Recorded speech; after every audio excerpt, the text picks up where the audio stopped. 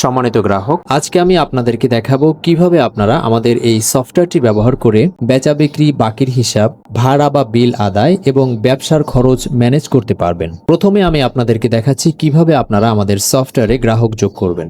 আপনারা দেখতে পাচ্ছেন ড্যাশবোর্ডে প্রথমেই রয়েছে নতুন গ্রাহক। এই বাটনে ক্লিক করেও আপনি গ্রাহক যোগ করতে পারবেন, অথবা বাম পাশে যে মেনু বারটি রয়েছে এখানে গ্রাহক মেনুতে ক্লিক করে নতুন গ্রাহক এই সাবমেনুতে ক্লিক করার সাথে সাথে আপনি ছোট্ট একটি ফর্ম পেয়ে যাবেন। এটি পূরণের মাধ্যমে আপনি একজন গ্রাহককে এখানে যোগ করতে পারবেন। প্রথমে রয়েছে পূর্ণ নাম, এরপরে মোবাইল নাম্বার, এরপরে ঠিকানা। আপনি এই ফিল্ডগুলো পূরণ করে সংরক্ষণ বাটনে ক্লিক করার সাথে সাথে আপনার কাঙ্ক্ষিত গ্রাহকটি আমাদের সফটওয়্যারে যোগ হয়ে যাবে। এরপরে আমরা দেখব কিভাবে আপনি আমাদের সফটওয়্যারে পণ্য যোগ করবেন। পণ্য যোগ করার আগে আপনাকে সর্বপ্রথম মাথায় রাখতে হবে পণ্যের ক্যাটাগরি, মানে প্রোডাক্ট ক্যাটাগরি আপনাকে যোগ করতে হবে। এজন্য সাইড বারে যে মেনু রয়েছে এই মেনু থেকে পণ্য স্টক এই মেনুতে ক্লিক করবেন। সাব মেনু আসবে ক্যাটাগরি। এই ক্যাটাগরি সাব মেনুতে ক্লিক করার সাথে সাথে আপনি ক্যাটাগরি লিস্ট পেয়ে যাবেন। আমার এখানে দুটি ক্যাটাগরি আমি যোগ করেছি আপনাদেরকে দেখানোর জন্য। আপনাদের ক্যাটাগরিগুলো নতুন ক্যাটাগরি এই বাটনে ক্লিক করে আপনারা যোগ করতে পারবেন। আপনারা চাইলে ক্যাটাগরি এডিট করতে পারবেন। এখানে যে পেন আইকনটি রয়েছে এই আইকনে ক্লিক করার সাথে সাথে আপনার কাঙ্ক্ষিত ক্যাটাগরিটি আপনি সম্পাদনা করতে পারবেন বা এডিট করতে পারবেন। এরপরে চলুন আমরা পণ্য কিভাবে যোগ করব। পণ্য স্টকে ক্লিক করলাম, পণ্য তালিকায় চলে যাব। তারপরে আপনারা দেখতে পাচ্ছেন পণ্য যোগ করুন নামে একটি বাটন রয়েছে। এখানে ক্লিক করে আপনি পণ্য যোগ করতে পারবেন। পণ্যের নাম দিবেন, পণ্যের ক্যাটাগরি সিলেক্ট করবেন, পণ্যের পরিমাণ আপনার এটা পিস হিসাবে আসে নাকি ডজন হিসাবে আসে সেটাও আপনি এখান থেকে কিন্তু ফিল্টার করতে পারবেন।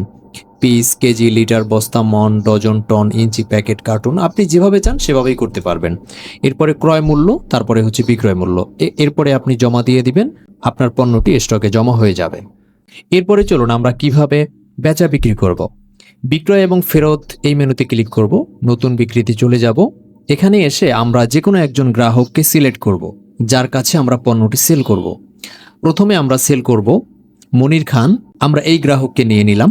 এরপরে তার প্রোফাইল চলে আসলো। এখানে আমরা আমাদের স্টকে থাকা পণ্যগুলো পেয়ে যাব। আপনারা দেখতে পাচ্ছেন আমি এখানে ডেমো পণ্য যোগ করেছি। মূলত এক্সাক্ট কোনো পণ্যের নাম এখানে ওইভাবে নেই, শুধু আপনাদেরকে দেখানোর জন্য আমি বলতেছি। আমি প্রথম পণ্যটা সিলেক্ট করলাম এবং দেখতে পাচ্ছি এর বিক্রয় মূল্য হচ্ছে 66 টাকা। আমি বিক্রয় মূল্য এখানে 66 টাকা লিখলাম। চাইলে আপনি এখানে কম করে দিতে পারবেন। এরপরে আমি লিখব হচ্ছে পণ্যের পরিমাণ। এই পণ্যটি কত পিস আমি সেল করতেছি বা কত ডজন আমি সেল করতেছি। তো আমি এখানে 5 লিখলাম। আমি এটাকে 5 পিস বা 5 ডজন আমি সেল করতে চাচ্ছি। কার্টে যোগ করুন, এখানে ক্লিক করব। ক্লিক করার সাথে সাথে আমার কার্টে চলে আসছে। দেখুন 66 টাকা যদি দর হয় সেক্ষেত্রে পরিমাণ যদি 5 হয় তাহলে টোটাল মূল্য আসবে 330 টাকা। এভাবে করে আপনি একে একে সব পণ্য যোগ করতে পারবেন। এই পণ্যটির মূল্য 22 টাকা। আমি পরিমাণ দিলাম 3, কার্ডে যোগ করলাম। দেখুন আমার কার্ডে যোগ হয়ে গেছে এবং টোটাল যে টাকাটা সেটা এখানে দেখাচ্ছে। তো এইভাবে করে আমি পণ্যগুলো আমার ইনভয়েসে যোগ করব। করার পরে আমি ফাইনালি চেক আউট করব। চেক আউট বাটনে ক্লিক করব। ক্লিক করার পরে আমার পণ্যগুলোকে চেক করার জন্য একটি ফর্ম চলে আসছে। হতে পারে আমার গ্রাহক আমার কাছ থেকে যে টাকার পণ্য নিয়েছে সে পুরো টাকা আমাকে পে করবে না, আবার হতে পারে যে সে পুরো টাকাই পে করবে। মূলত এখান থেকেই আপনাকে সিদ্ধান্ত নিতে হবে যে আপনি তাকে কি বাকি দিচ্ছেন না নগদ দিচ্ছেন। দেখুন তার টোটাল টাকা আসতেছে 396 টাকা। তাকে আপনি কি কোনো ছাড় দিবেন? যদি দিতে চান আপনি দেখা যাচ্ছে যে খুচরো 6 টাকা আপনি তাকে ছাড় দিবেন, তাহলে তার মোট আসে কত? 390 টাকা। এখন 390 টাকা কি সে আপনার কাছে নগদে পে করবে নাকি বাকি থাকবে? দেখা যাচ্ছে যে 390 টাকা সে আপনাকে 300 টাকা পে করলো, তাহলে তার বাকি থাকলো 90 টাকা। তার মানে এই 90 টাকা তার বাকির খাতায় চলে যাবে, যেটা আপনি পরবর্তীতে তাকে নোটিস করতে পারবেন। এখন যদি আপনি এখানে জমা দিন বাটনে ক্লিক করেন সাথে সাথে পণ্যটি সেল হয়ে যাবে এবং একটা ইনভয়েস ক্রিয়েট হবে, যেটা আপনি এখানে প্রিন্ট বাটনে ক্লিক করে এটাকে প্রিন্ট করে তাকে দিতে পারবেন। তো এই ছিল হচ্ছে বেচা বিক্রি। এরপরে দেখা যাচ্ছে কিছু পণ্য বিক্রি করার পরে রিটার্ন আসতে পারে আপনার স্টকে। তখন আপনি কি করবেন? আপনি এই যে বিক্রয় এবং ফেরতে গিয়ে পণ্য ফেরত বাটনে ক্লিক করবেন। ক্লিক করে এখানে দেখা যাচ্ছে কোন পণ্যটি আপনার আসবে। ধরুন এই পণ্যটি আপনার ফেরত আসছে। এখন পণ্যের পরিমাণ লিখবেন, কত পিস আসছে? 1 পিস আসছে। আপনি তার কাছে এই পণ্যটা কত টাকায় বিক্রি করেছিলেন?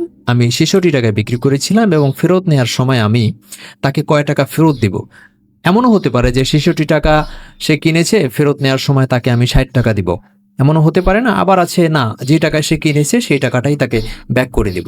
তো এই জন্য এটা অপশনাল রাখা হয়েছে, চাইলে আপনি কম দিতে পারেন, চাইলে আপনি সেম টাকাটাই ফেরত দিতে পারেন। তো আমি এখানে তাকে ৬৬ টাকাই ফেরত দিব, দেওয়ার পরে জমা দিব। জমা দেওয়ার পরে আমার এই পণ্যটা ফেরত আসছে, এটা স্টকে ইন হবে। আর আপনি যদি টাকা কম তাকে দেন তাহলে যে লাভটা থাকবে ৬ টাকা, যেমন ৬৬ টাকায় সে কিনেছে, ৬০ টাকা তাকে ফেরত দিয়েছেন, তার মানে ৬ টাকা কিন্তু আপনার লাভ রয়েছে, ওটা লাভের খাতায় যোগ হবে। যদি আপনি ৬৬ টাকায় ৬৬ টাকাই ফেরত দেন সেক্ষেত্রে কিন্তু আপনার লাভ থাকবে না। এটা হচ্ছে একান্ত প্রাতিষ্ঠানিক ব্যাপার আপনার। তো এরপরে আমরা চলে যাব হচ্ছে বাকির হিসাবটা কিভাবে ম্যানেজ করবেন। দেখুন, বাকির হিসাবে আপনি এই বাটনে ক্লিক করেও যেতে পারেন, অথবা অ্যাকাউন্টস নামে এই মেনুতে ক্লিক করে আপনি এখানে বাকির হিসাব পেয়ে যাবেন। তো এখানে ক্লিক করে আমাদের যারা বাকির লিস্টে আছে, দেখুন আমাদের প্রত্যেকটা নামের সামনে একটা করে আইকন আছে। যে আইকনটা প্লাস আছে এই আইকনটা শুধু তাদের প্রোফাইলের সামনেই থাকবে যারা এখনো বাকির লিস্টে আসে নাই, আর যারা এসেছে তাদের হচ্ছে রাইট অ্যারো চিহ্নটা থাকবে। তো এদেরকে আমরা বাকি দিয়েছি। আমরা একটা বাকির প্রোফাইল ওপেন করি। দেখুন, তাকে আমরা ওই যে বিক্রি করেছিলাম তার কাছে ৯০ টাকা আমাদের পাওনা ছিল, সেই ৯০ টাকা এখানে রয়ে গেছে। তো এখন আপনি চাইলে তাকে এখান থেকে হোয়াটসঅ্যাপে তাগাদা মেসেজ পাঠাতে পারেন। এখানে ক্লিক করার সাথে সাথে তার হোয়াটসঅ্যাপে একটা মেসেজ চলে যাবে।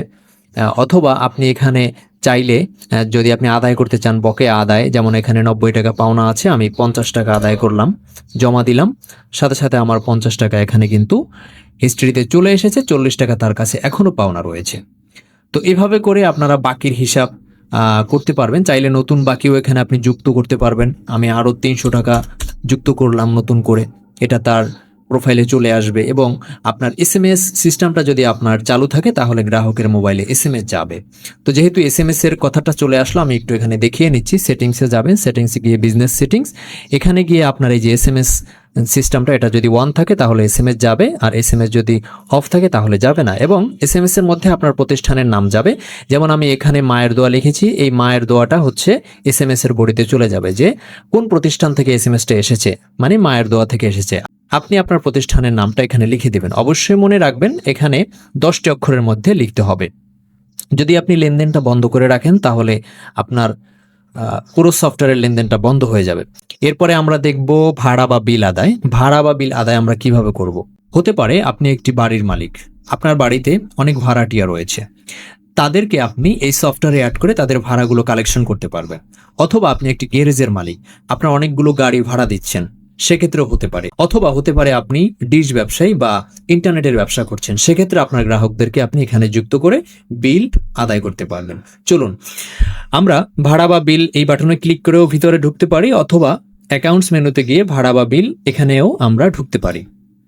আমরা চলে আসলাম। আপনারা দেখতে পাচ্ছেন আমাদের সফটওয়্যারে যে গ্রাহকদেরকে আমরা এন্ট্রি দিয়েছি, যে সমস্ত গ্রাহকদেরকে আমরা ভাড়া বা বিলের সেকশনে নিয়েছি তাদের সামনেই মূলত রাইট অ্যারোটা থাকবে।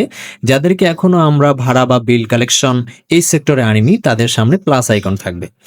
তো আমি প্রথমে প্লাস আইকনে ক্লিক করে নতুন একজন গ্রাহককে আমি ভাড়ার সেক্টরে নিয়ে আসতেছি। দেখুন এখানে তার কোনো ভাড়া বকেয়া নেই, তার কোনো তথ্যই নেই। দেখুন প্রথমে রয়েছে কি ধরনের বিল, আপনার কি ধরনের বিল রয়েছে। যদি আপনার বাসা ভাড়া হয় তাহলে আপনি বাসা ভাড়া লিখবেন, যদি আপনার গাড়ি ভাড়া হয় তাহলে গাড়ি ভাড়া লিখবেন, যদি আপনার ডিশের ব্যবসা হয় তাহলে ডিশ লিখবেন, যদি ইন্টারনেটের ব্যবসা হয় তাহলে ইন্টারনেট লিখবেন।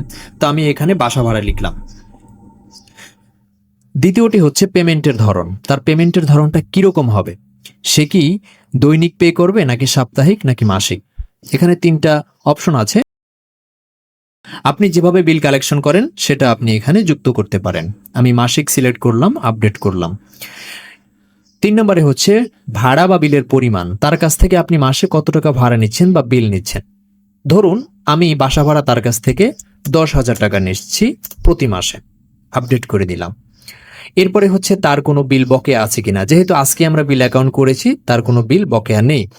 এরপরে নিবন্ধনের তারিখ, সর্বশেষ লেনদেন নেই, এবং পরবর্তী পেমেন্টের তারিখ। আপনি চাইলে এখানে পরবর্তী পেমেন্টটা কবে সে দিবে এটা আপনি সিলেক্ট করে দিতে পারেন। দেখা যাচ্ছে সামনের মাসের 1 তারিখে সে বিলটা পে করবে, আমি 1 তারিখ সিলেক্ট করে দিলাম, পরবর্তী মাসের 1 তারিখ সিলেক্ট করে দিলাম। তাহলে হবে কি এই তারিখে হচ্ছে তার বিলটা চলে আসবে এবং যদি ওই ডেটটা ওভার করে তাহলে তার বকেয়া লিস্টে চলে আসবে যে সে কিন্তু বিল একটা বকেয়া করেছে। এভাবে যতগুলো বিল বকেয়া হবে সেই বিলগুলো এখানে বকেয়া হিসেবে দেখাবে। এরপরে দেখেন সব তথ্যগুলো চূড়ান্ত যখন আমি দিয়েছি, এখন আমার নিচে একটি বাটন ভিজিবল হয়েছে যেটি পূর্বে ছিল না। এখানে ক্লিক করে আপনি ভাড়া বা বিল আদায় করতে পারবেন। দেখুন বিল সংখ্যা একটি এবং এখানে আমার 10,000 টাকা মাসিক আছে, সেটা এখানে আমি যদি 2টি কালেকশন করি তাহলে 2 লিখবো, দেখেন অটোমেটিক্যালি এখানে 20,000 হয়ে যাচ্ছে। তো এইভাবে করে আপনি বিল বা ভাড়া আদায় করতে পারবেন। এরপরে আমি ফাইনালি আপনাদেরকে যেটা দেখাবো সেটি হচ্ছে প্রথমে রেজিস্ট্রেশন করার পরে অবশ্যই আপনারা সেটিংসে গিয়ে আপনাদের যে বিজনেসের যে ঠিকানা, মোবাইল নাম্বার এবং হচ্ছে ইমেল নাম্বার এগুলো সুন্দর করে দিবেন এবং আপনার নাম সুন্দর করে দিবেন। এরপরে কোনো সমস্যা যদি হয় আপনাদের যে কোথাও আপনারা বুঝতেছেন না, সেক্ষেত্রে সহায়তা কেন্দ্রে গিয়ে এখানে ক্লিক করে আপনারা এখানে হোয়াটসঅ্যাপ এই বাটনে ক্লিক করে আমাদের হোয়াটসঅ্যাপে কানেক্ট হয়ে আমাদেরকে এসএমএস করতে পারবেন। আশা করছি আপনারা বিষয়টি পুরোপুরিভাবে বুঝতে পেরেছেন। যদি কখনো কোনো বিষয় নিয়ে আপনাদের সন্দেহ থাকে বা কোনো বিষয় যদি আপনারা বুঝতে না পারেন তাহলে অবশ্যই আপনারা আমাদের হোয়াটসঅ্যাপে যোগাযোগ করবেন। আমাদের টিম সার্বক্ষণিকভাবে আপনাদের সহায়তা দেওয়ার জন্য প্রস্তুত রয়েছে।